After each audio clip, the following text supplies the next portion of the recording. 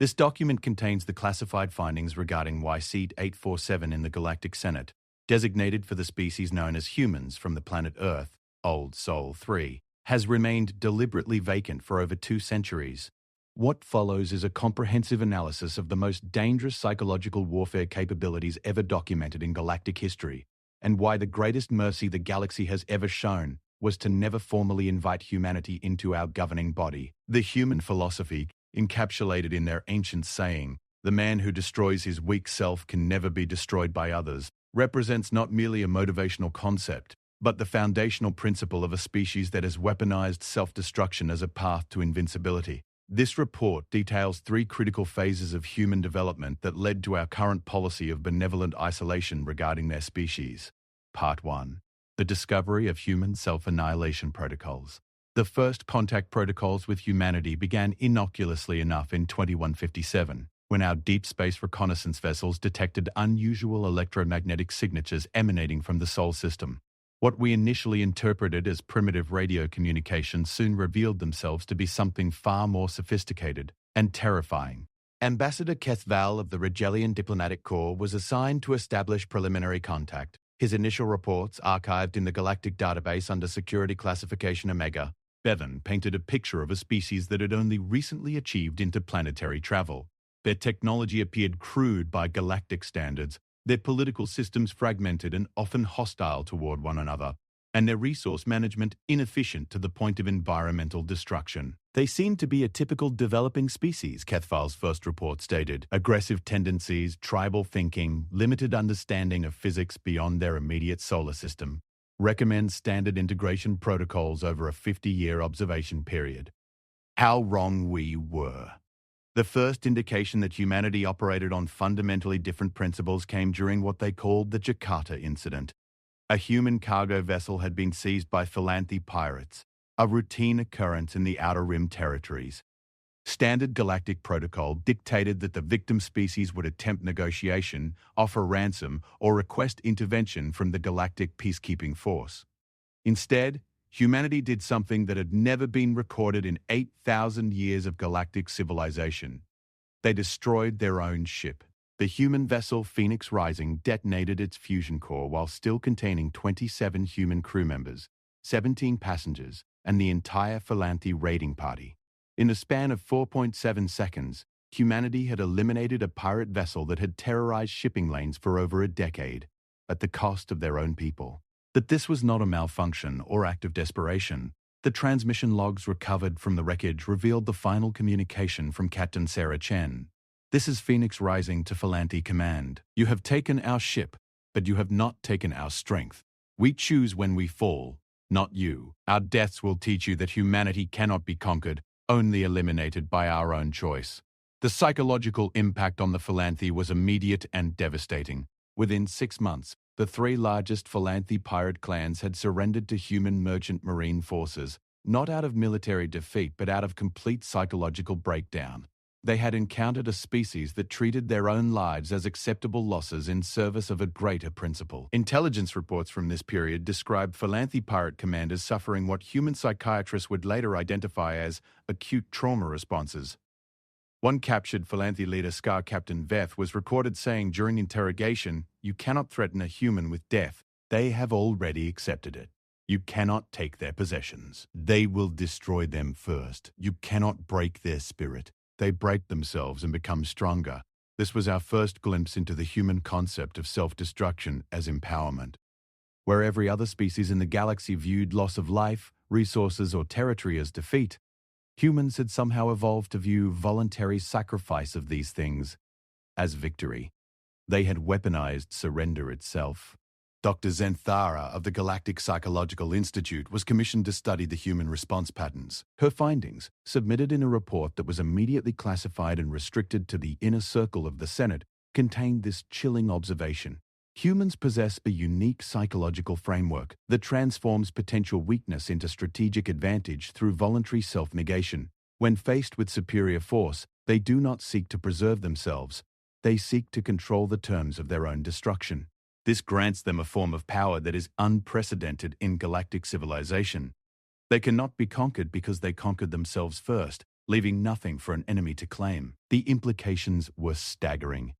Every military doctrine in the galaxy was based on the assumption that species would fight to preserve their lives, their resources, their territory. Humans had somehow evolved beyond this fundamental survival instinct and turned it into a weapon. But this was only the beginning of our understanding of human psychological warfare capabilities. The Jakarta incident was not an anomaly. It was a preview of a species-wide strategic philosophy that would reshape our understanding of power itself. Further investigation revealed that this mindset was not limited to military encounters. Human history was filled with examples of individuals and groups who had achieved victory through voluntary self-destruction. Their religious traditions were built around figures who had gained eternal influence through accepting death. Their political movements succeeded through leaders who embraced imprisonment, exile, or execution. Their sports and entertainment celebrated individuals who destroyed their own bodies in pursuit of excellence.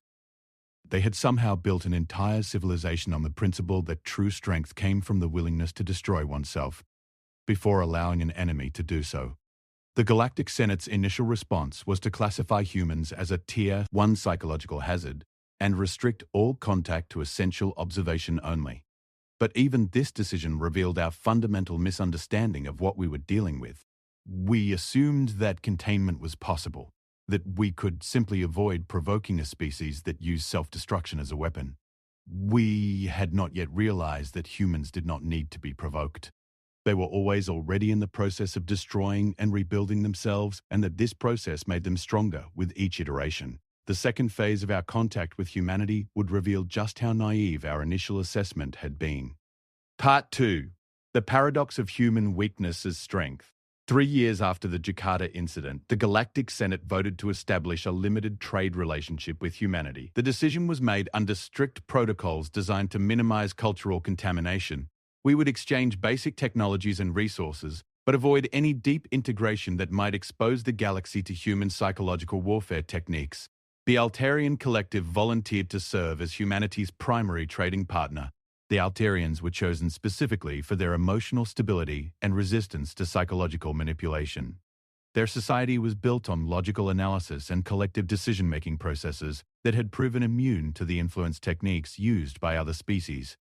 Within 18 months, the Altarian Collective had voluntarily restructured their entire economic system to match human business practices. The transformation was so gradual and seemingly beneficial that it took nearly a year for galactic intelligence to recognize what had occurred. The Altarians had not been conquered or coerced. They had been convinced to adopt human methodologies because those methodologies consistently produced superior results. Ambassador Talseth of the Altarian Collective submitted regular reports during this period that documented the process. Reading them now with the benefit of hindsight reveals the sophisticated nature of human psychological influence. The humans have introduced us to a concept they call creative destruction, Talseth reported. Their business practices involve deliberately dismantling successful systems in order to build better ones. This seems counterintuitive, but their results are undeniable. They achieve efficiency improvements of 600% by voluntarily abandoning methods that are already working. The human negotiation style is equally paradoxical, another report stated. They begin every trade discussion by acknowledging their own limitations and weaknesses. This disarms our defensive postures and creates an atmosphere of mutual problem-solving rather than competitive advantage-seeking. Yet somehow these negotiations consistently result in outcomes that favor human interests. Most remarkable is their approach to failure. When a human business venture collapses, they celebrate it as learning experience and immediately begin planning their next attempt. They have somehow eliminated the emotional and financial costs of failure by embracing it as an essential component of success. Murthak of the Galactic Economic Institute was assigned to analyze the Altarian transformation. His findings revealed the mechanism by which human psychological techniques had achieved penetration into one of the galaxy's most logically oriented societies. Humans have developed a systematic approach to turning weakness into strength that operates at both individual and collective levels. They identify their own limitations and deliberately expose them, which creates several strategic advantages. First, acknowledgement of weakness eliminates the psychological power that opponents might gain by discovering those weaknesses. Second, voluntary exposure of limitations creates authenticity and trust that opens communication channels. Third, by accepting weakness as natural and temporary, humans eliminate the emotional paralysis that weakness typically creates. The result is a species that becomes stronger through voluntary self-diminishment. They give away their secrets, admit their mistakes, and acknowledge their failures, and somehow this makes them more effective at achieving their goals. But the most disturbing discovery came when Dr. Murthak attempted to apply human techniques within Altairian business structures. The experiment was approved by the Galactic Senate as a way to understand and potentially counter human influence. But the results exceeded all expectations. Altairian companies that adopted human creative destruction methodologies saw productivity increases of 300% within 6 months. Altairian negotiation teams that embraced human vulnerability-based approaches achieved favorable outcomes in 89% of their trade agreements, compared to their previous 34% success rate. Most significantly, Altairian workers who adopted human approaches to failure reported unprecedented levels of satisfaction and innovation. The humans have not conquered the Altairians, Dr. Murthak's final report concluded. They have given them a gift that makes conquest irrelevant. The Altairians are voluntarily becoming more like humans because human psychological frameworks are simply more effective at achieving desired outcomes. This revelation forced a complete re-evaluation of human psychology. We had initially assumed that their self-destructive tendencies were a weakness that could be exploited or contained. Instead, we discovered that their willingness to destroy and rebuild themselves was the source of their power.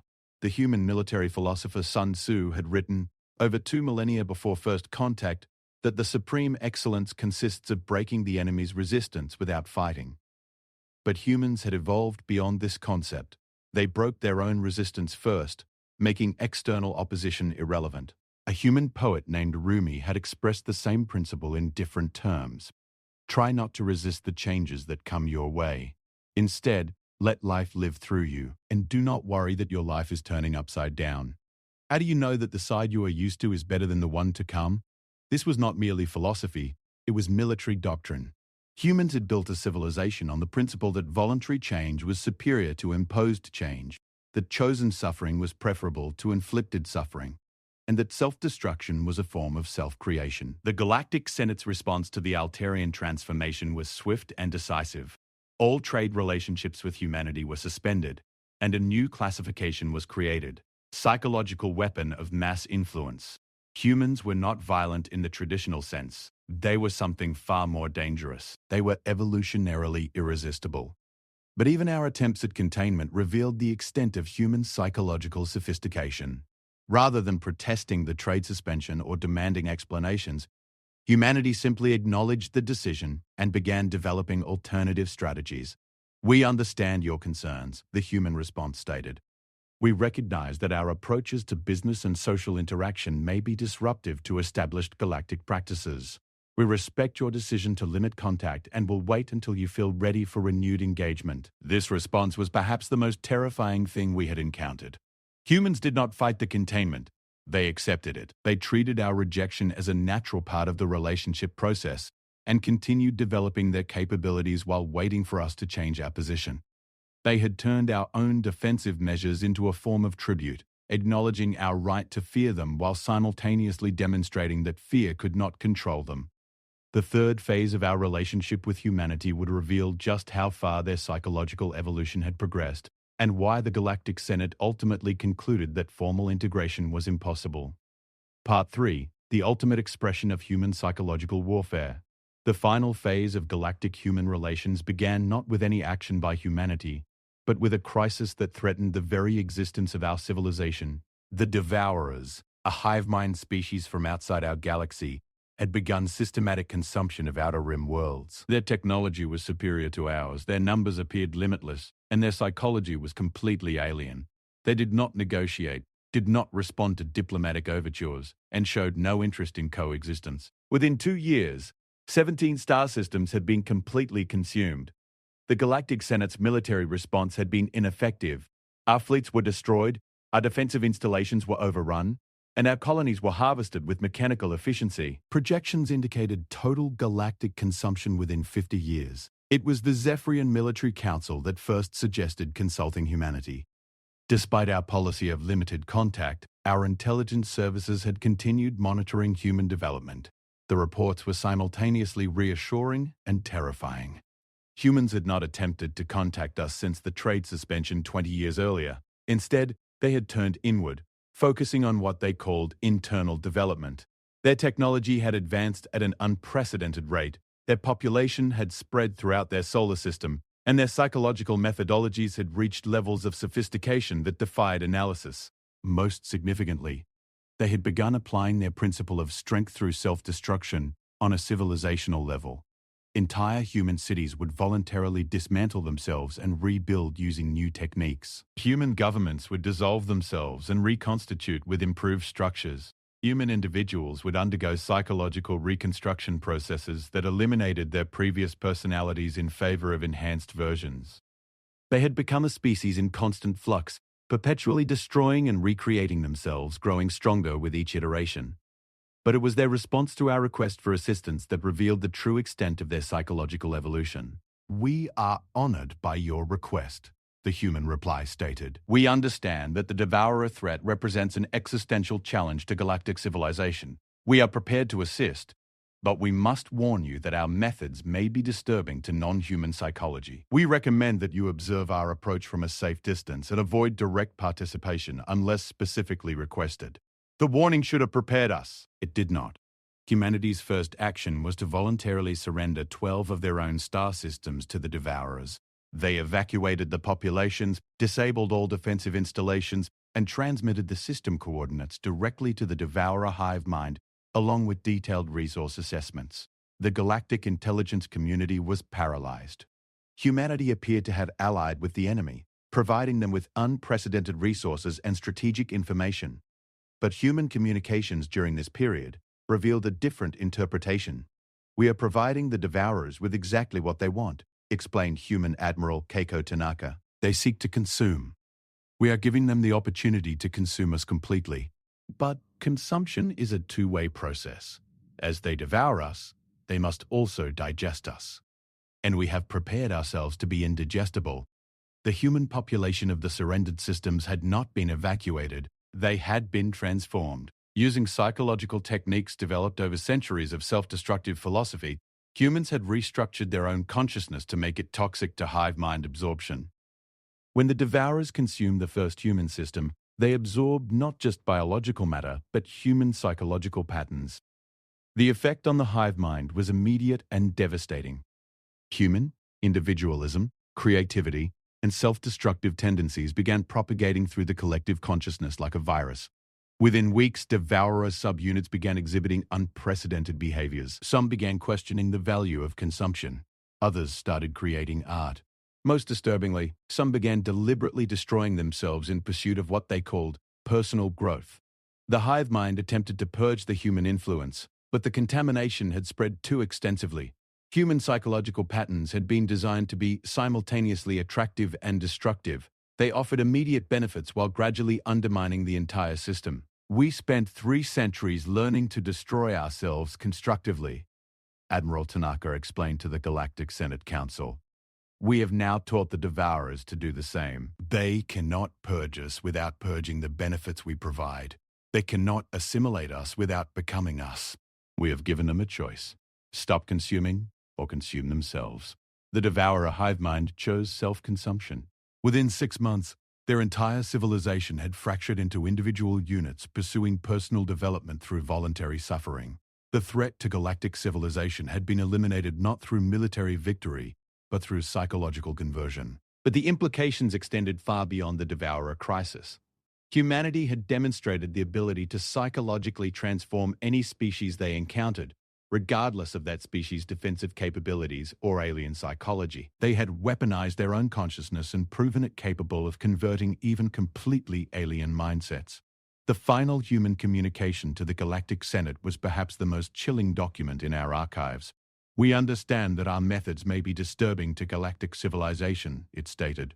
"We recognize that our psychological capabilities represent a potential threat to the autonomy of other species. We do not wish to impose our consciousness on unwilling populations, as this would violate our core principle that all growth must be voluntary. Therefore, We are implementing a policy of permanent self-isolation. We will withdraw from all contact with galactic civilization and focus on our own internal development. We will not respond to communications or requests for assistance. We will not attempt to spread our psychological methodologies beyond our own species. This isolation is not a punishment or expression of hostility. It is our gift to galactic civilization, the assurance that you will never be forced to confront the choice between remaining yourself and becoming us. We have learned to destroy our weak selves so that others cannot destroy us. Now we destroy our desire for contact so that we cannot destroy you. The Galactic Senate's response was unanimous. Seat 847 would remain permanently vacant. Humanity would be offered no formal representation in galactic government. No species would be permitted to establish contact with human civilization. The Sol system would be designated a psychological hazard zone, with automated warning beacons preventing accidental contact. But we also established permanent monitoring stations. We needed to know if humanity continued to exist, and we needed to understand what they became during their isolation. The reports from these monitoring stations reveal a civilization unlike anything in galactic history. Humanity has continued their practice of perpetual self-destruction and reconstruction, but they have accelerated the process exponentially. Individual humans now undergo complete personality reconstruction every few years. Their societies dissolve and reconstitute on annual cycles. Their entire civilization appears to be in constant flux. Yet they continue to grow stronger, more creative, more capable with each iteration. Their technology has reached levels that our scientists cannot comprehend. Their art and philosophy have evolved beyond our capacity for analysis. Most disturbing, their psychological techniques have developed to the point where even observing them through remote sensors begins to influence our monitoring teams. We have been forced to rotate our observation crews every 6 months and implement psychological screening procedures to prevent contamination. Even isolated monitoring of humanity appears to be contagious. The most recent report from monitoring station Zeta 7 contained this assessment. Humanity appears to have evolved beyond individual identity as we understand it. They have become a collective consciousness that maintains individual diversity through voluntary fragmentation. Each human chooses their own identity, discards it, and chooses another in an endless cycle of self-creation. They have achieved the ultimate expression of their foundational principle. They have made themselves impossible to destroy by eliminating any fixed self that could be targeted. Most significantly, they appear to be aware of our observation and have begun deliberately modifying their behavior to minimize psychological influence on our monitoring teams. They are protecting us from themselves, demonstrating a level of ethical sophistication that may exceed our own. Recommendation: continue isolation protocols indefinitely. Humanity has become something beyond our capacity to understand or safely interact with. They represent the ultimate expression of psychological evolution, a species that has transcended all external threats by eliminating internal limitations. Conclusion: the price of ultimate strength. The secret behind Earth's vacant seat in the Galactic Senate is not that humanity was rejected for membership. It is that they rejected us first. They recognized that their psychological evolution had made them incompatible with galactic civilization, and they chose isolation to protect other species from forced transformation. The human principle that the man who destroys his weak self can never be destroyed by others has proven to be more than philosophical wisdom. It is a species-wide strategy that has made humanity simultaneously the most powerful and most dangerous civilization in the galaxy. They have achieved invincibility through voluntary self-destruction, influence through voluntary weakness, and strength through voluntary weakness.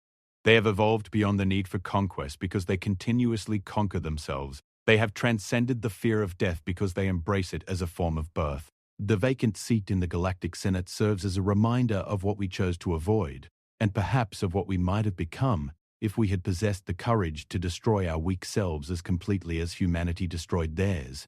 We remain safe only because they chose to make us safe. We retain our identities only because they abandoned theirs. We continue to exist as separate species only because they isolated themselves to prevent our voluntary absorption into their ever-evolving consciousness. The greatest mercy ever shown by a superior species was humanity's decision to leave us alone. The most terrifying question is what they are becoming during their isolation, and whether our choice to remain separate was wisdom or cowardice. Perhaps in our fear of transformation, we chose weakness over strength, stagnation over growth, safety over evolution. Perhaps the real secret is not why humanity's seat is vacant, but why we were so afraid to sit beside them. End of document. This report is classified at the highest levels of galactic security. Unauthorized distribution will result in immediate psychological evaluation and potential memory modification. The knowledge contained herein represents a clear and present danger to galactic civilization and must be protected accordingly. Remember, humanity chose isolation to protect us. Our choice to maintain that isolation protects them. This balance must be preserved for the safety of all conscious beings in the galaxy.